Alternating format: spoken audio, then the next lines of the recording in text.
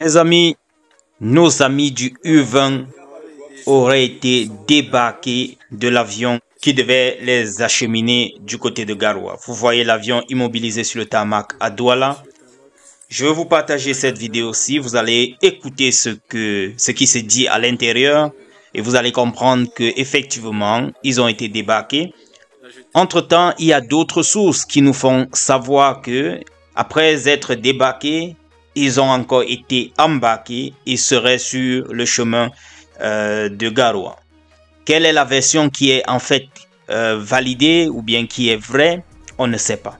Toujours est-il, on nous informe qu'à la suite de la réunion de crise tout à l'heure du côté du Premier ministère, les Lions auraient donc décidé de rallier Garoua pour pouvoir jouer le match.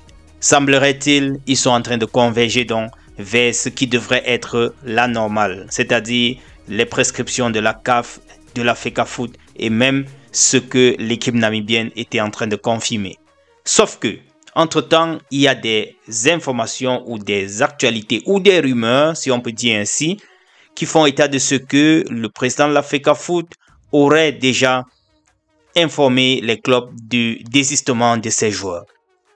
Est-ce que ce sera alors facile pour eux maintenant de ne pas créer une autre crise du côté de Garoua dû au fait de n'avoir pas répondu présent au lieu de regroupement de la FECAFOOT, étant donné qu'il avait donné dans le communiqué d'hier le délai jusqu'à 8 h ce matin pour rallier Douala.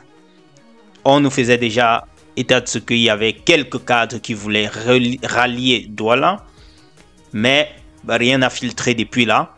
Et maintenant, nous entendons par-ci, par-là, des gens dire qu'ils vont rallier complètement toute l'équipe, donc que toute l'équipe va rallier Garoua, question de jouer le match samedi.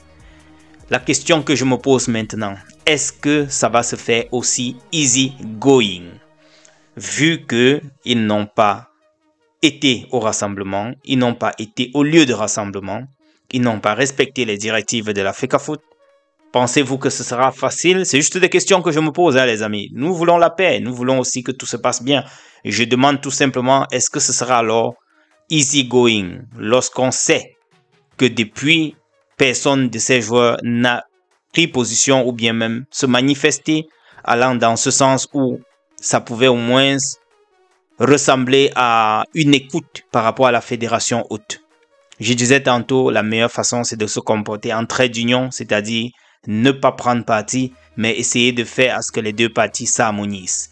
Entre-temps, le président de la Fédération camerounaise de football était de l'autre côté en Colombie, question de d'encourager ou d'assister nos jeunes sœurs du U20 qui ont certes perdu hier, mais sont encore dans la course et espèrent bien arracher encore une victoire face à l'Australie. Les amis, c'était tout pour cette brève séance d'actualité. Retrouvons-nous dans la prochaine publication et portez-vous bien. Ciao.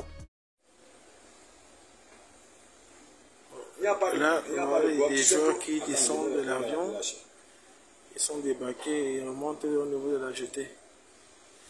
Là, on a Kameko qui est mobilisé sur le tarmac. Les réacteurs ont été arrêtés. Et les joueurs remontent au niveau de la jetée.